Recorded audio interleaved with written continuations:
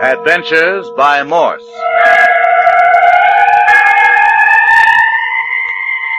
Carlton E. Morse presents The City of the Dead, featuring Captain Friday. If you like high adventure, come with me. If you like the stealth of intrigue, come with me. If you like blood and thunder,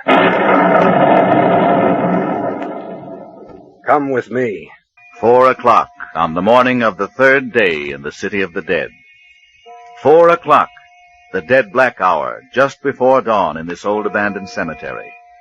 The night has already brought fear, mystery, and sinister implications. At midnight, Captain Friday and Jimmy Parker had slipped out of the caretaker's cottage, had picked up a trail of human bones, had finally come upon a ghoul digging in the grave of Ernie Morton.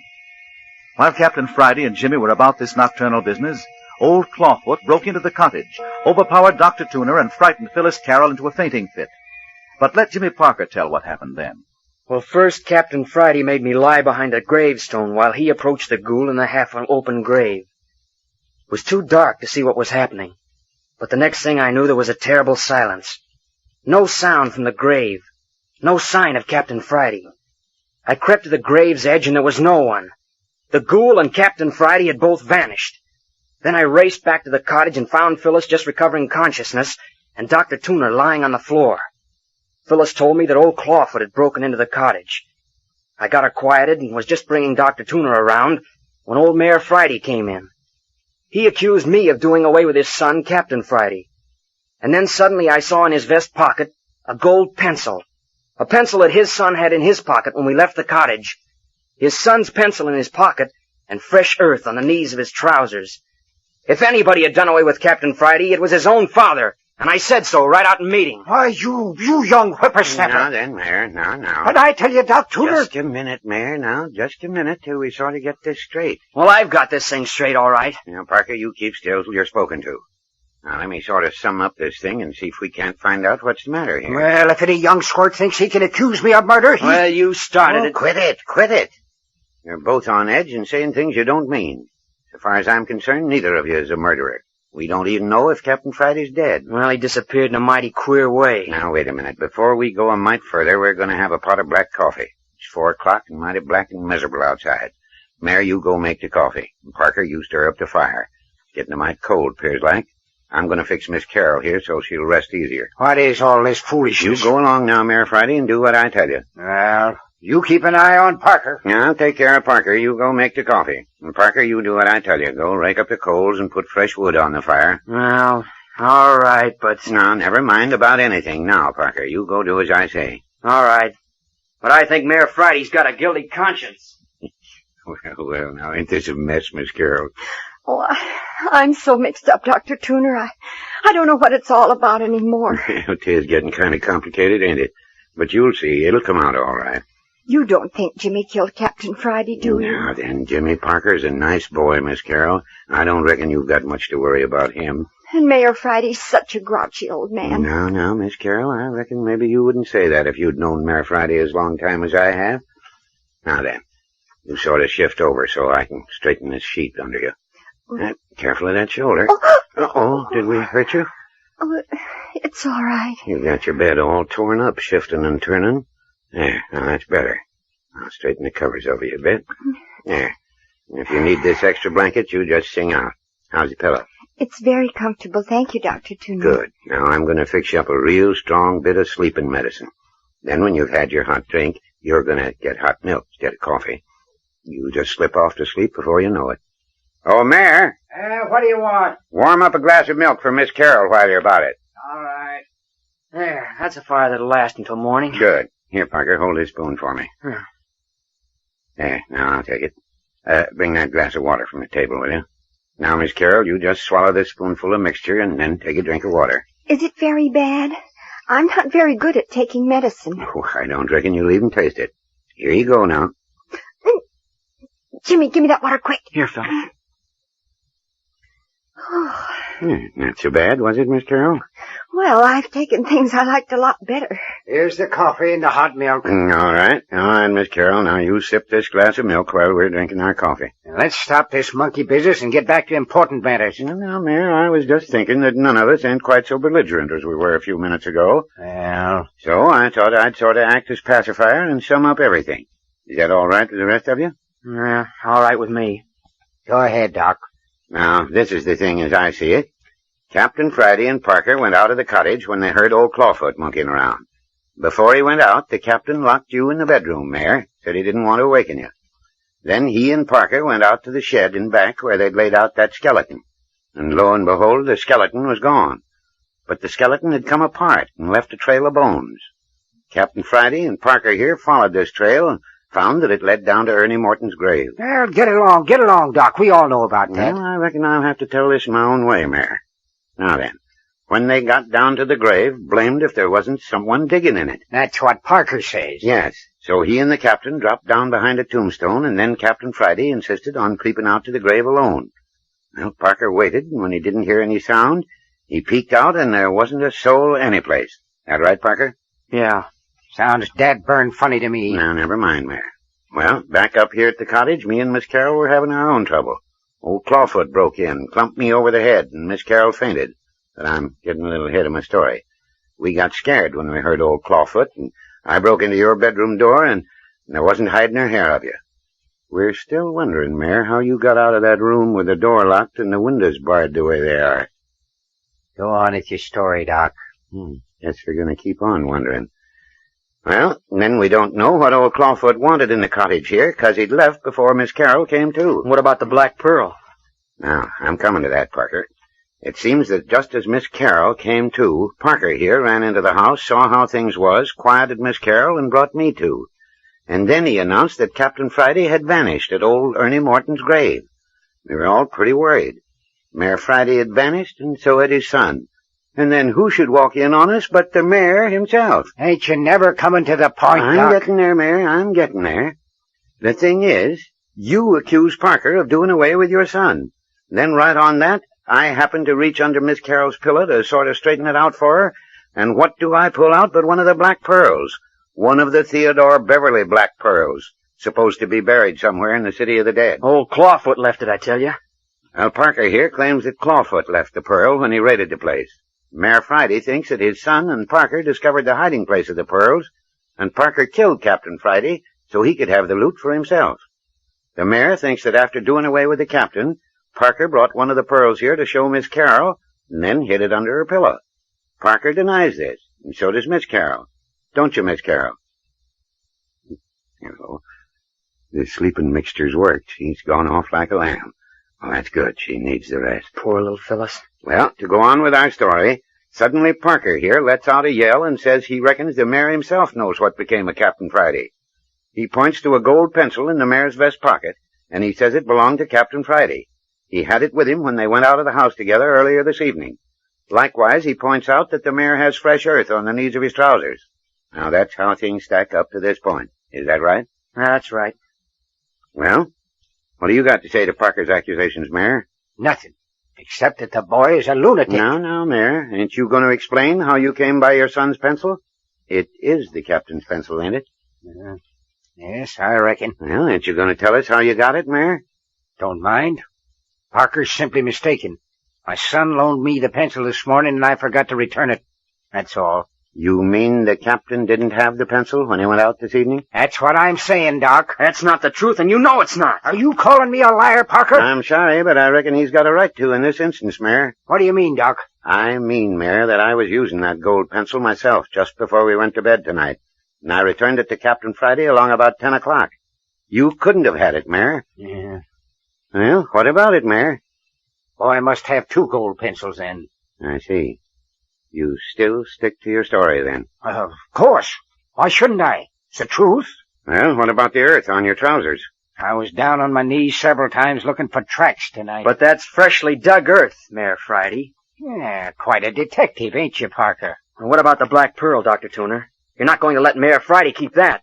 Doesn't belong to him. It's part of Phyllis's estate. Oh, I reckon the mare will take good care of it, Parker. I'd rather have you keep it, Dr. Tuner. Don't be a fool, boy. The pearls are safe with Mare Friday as it is with me. Well, come on, Parker. There's been enough foolishness. What do you mean? You heard me say I was going to lock you up, didn't you? Yeah, but look here. Shh. Listen to that. The phantom church bell's ringing again, Mare. What of it? I'm getting so used to it I don't pay no attention to it no more. Just the same, it's ringing and I don't like it. Anyway, that don't affect you, Parker.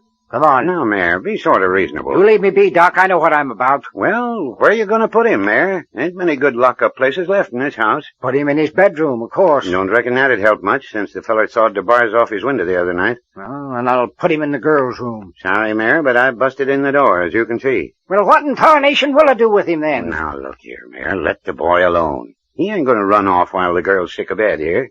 I ain't so much afeard of his running away. Well, what is it, then? He's liable to treat the rest of us just as he done my son. Now, Mare, you don't believe young Parker here killed the captain. You know you don't believe that. Listen.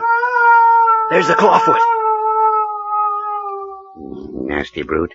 He drools and sucks his teeth all the while. I saw that much before he knocked me out. I wouldn't mind the whole business half so much if it wasn't for him. It makes my flesh creep. How was he dressed, Dr. Tuner? Did he still have on those flowing white robes? I reckon he had his robe on all right, Parker. And his bare, hairy shanks was sticking out below. There, huh? Did you notice his feet, Doc? Did you see if he did have claw feet? No, Mare. I reckon I was too busy watching the knife in his hand to pay much attention to his feet. The bell. That phantom church bell. Yeah, it seemed to be an almighty lot of action down in the city of the dead tonight. Though whoever heard of corpses rising from their graves at 4 o'clock in the morning? Dark as the inside of a cow. Shh. Did you hear that? Hear what, Parker? I heard footsteps on the porch. Listen.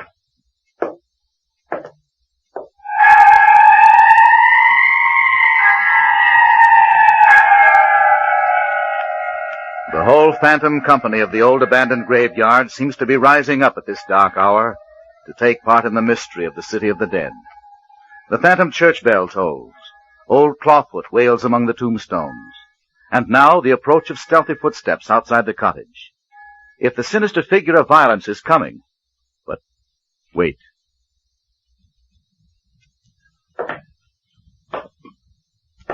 Do you hear it? Now, who in Tunket? Can't see a thing out the window. Darker and pitch black. Reckon it's Clawfoot, Mare. How should I know? Not unless he's put on shoes. Listen. What's he doing anyway? Patrolling our front porch? Hey, you carrying a gun, Mare? Yeah, I sure am, and I'm going to throw open the door. Now, be careful, Mare. You got a light to your back. He's got you at a disadvantage. Put out the light. It won't do no good. The light from the fireplace is just as bad. Well, I'm going to chance it.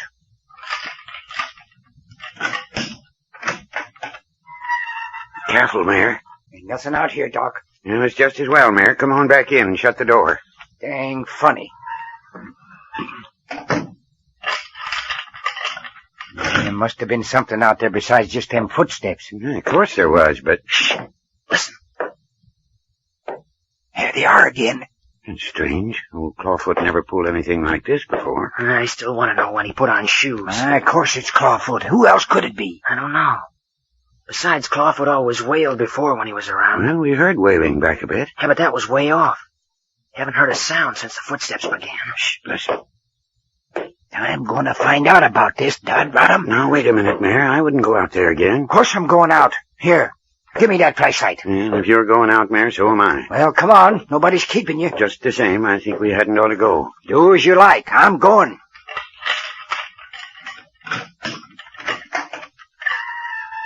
See, as soon as you touch that latch, the footsteps stop. You see anything, Mare? No. Porch is empty.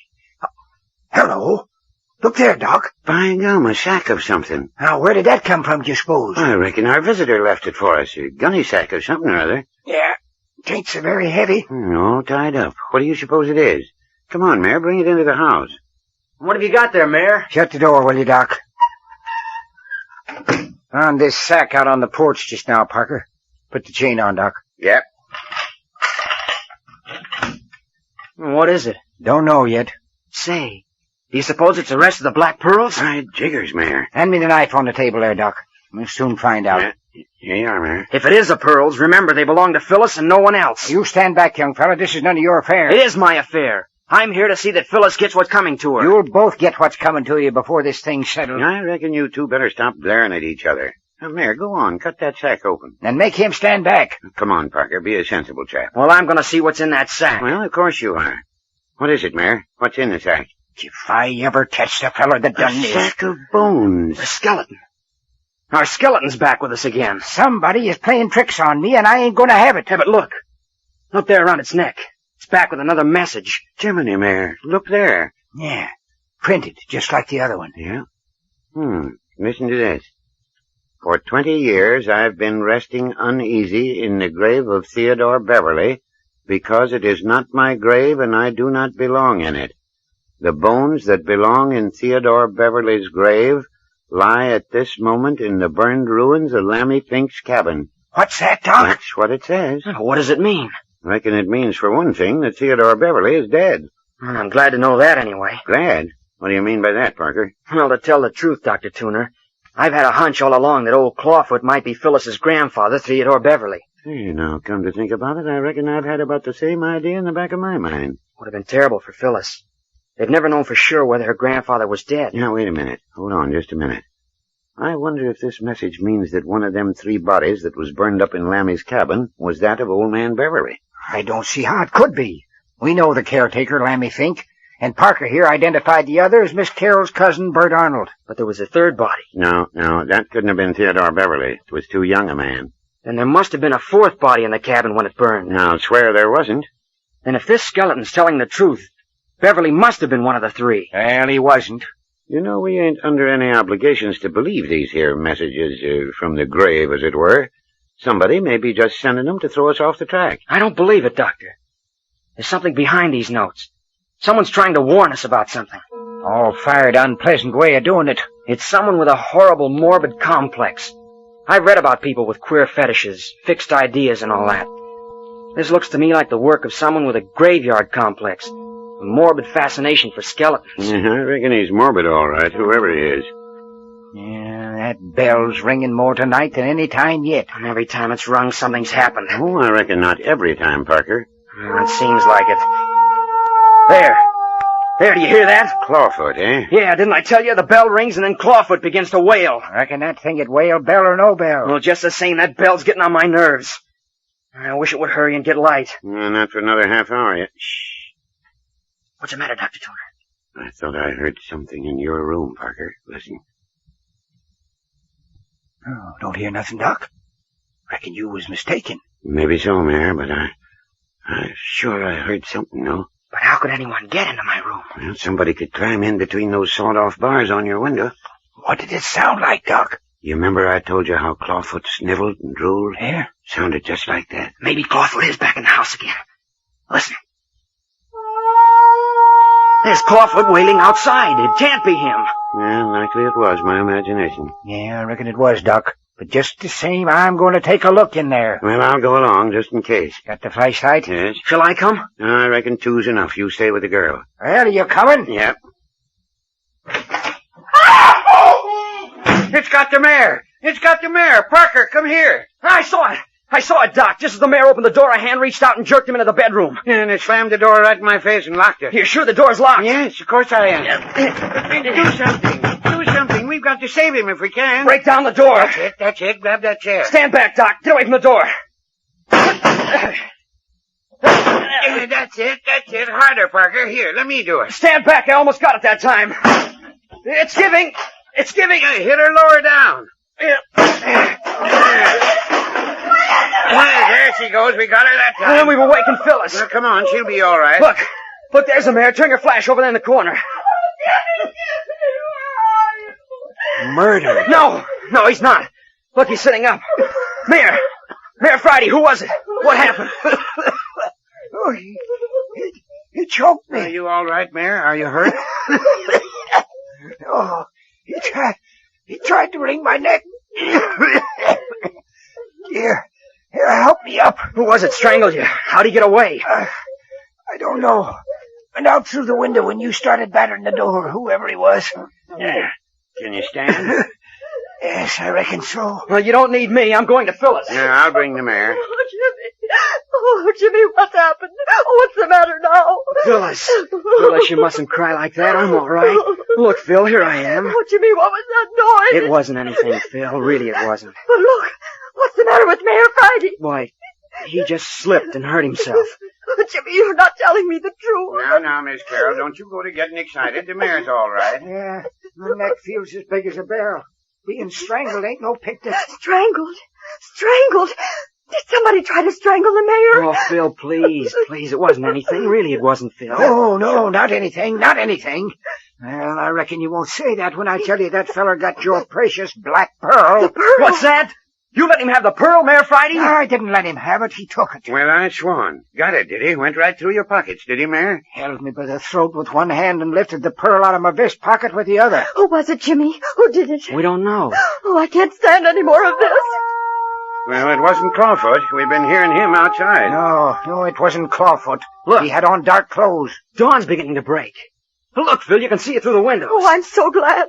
Just the same, I'd like to know who got a hold of that black pearl. How did the person know about it in the first place? None of us had a chance to talk with anyone on the outside since it was found. That's an idea, Parker. And more than that, how did this burglar know that the mayor had the pearl? There's something mighty queer here. A lot of queer things, that's a fact. And another queer thing. In spite of the fact that Mayor Friday claims he was choked until his neck felt like a barrel and he could hardly breathe, have you noticed there wasn't a mark any place on his neck? Look here, Parker. I guess that's just about the limit. Now, Mayor. You're an old medical man, Doctor. I ask you, does the mayor's neck look as though he'd been choked? Look, you blasted young smart aleck. You keep on sticking that snoot of yours into other folks' business and watch what happens. You're afraid to let Doc examine your throat. You know as well as I do that you weren't choked. So does Dr. Tuner here. Now, don't include me in your fracases. Are you going to let Dr. Tuner examine you? Well, if it means so dad-burned much, yes. I'll let him look at my neck. Come on out in the kitchen, Doc. Why out in the kitchen? Let him examine it right here in front of me. Look here. Who you ordering around? Whose house is this? I guess we've just about got you cornered, Mayor. Nothing left to defend yourself with but a lot of hot air and bluster. No, but after all, Parker, both you and me saw that hand reach out and jerk the mare into the bedroom. We both saw that. Maybe there was a hand. Maybe there really was someone in the bedroom. But if there was, the fellow was a friend of the mayor's. Now, Parker, I wouldn't say that. Well, I would, and I say it again. Maybe you're in on it, Dr. Tuner, and maybe you're not. But whether you are or not, Mayor Friday knows what it's all about. Yes, that's right, Parker. I know a good many things. Too much for your own safety. Well, I've used my eyes, and I can tell you, Mayor Friday, I've picked up a few things of my own. When the showdown comes, I'm not going to be tongue-tied either. Oh, Jimmy, please don't quarrel. I'm so tired I can't even cry anymore. I just lie here and ache. Poor little Phil. This has been an awful night for you. Rub your hand over my head, Jimmy. My face is so hot. Of course I will. Oh, that feels so good. Your hands are cool, Jimmy. So nice and cool. There. I'll try to relax. The church bell, Jimmy. Do you hear it?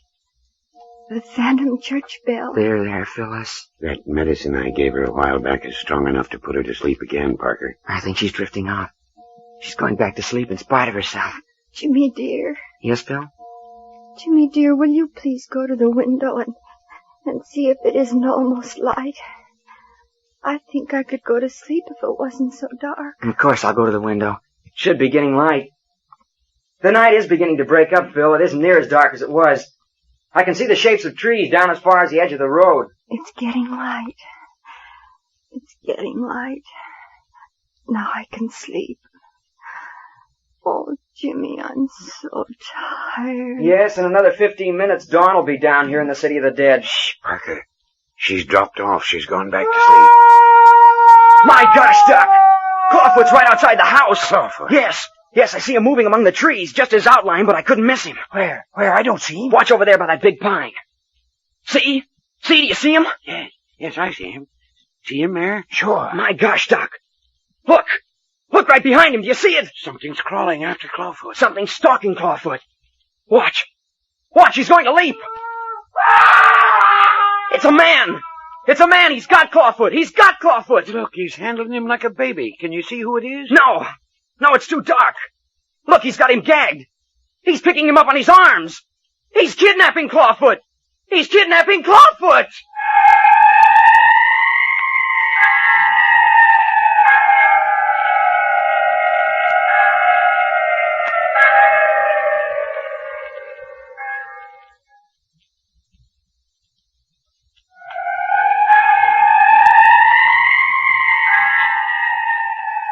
The story of Theodore Beverly's priceless black pearls is whirling into a great seething cauldron of sinister activity. Captain Friday vanishes. Old Clawfoot kidnapped. Old Mayor Friday lying right and left like a cornered pirate. And the phantom church bell. Where is it? What makes it ring so persistently? All these get further explanation next week when Carlton E. Morse Productions brings you another episode in Adventures by Morse. Listen for Chapter 9 of The City of the Dead, entitled The Trail of the Phantom Church Bell.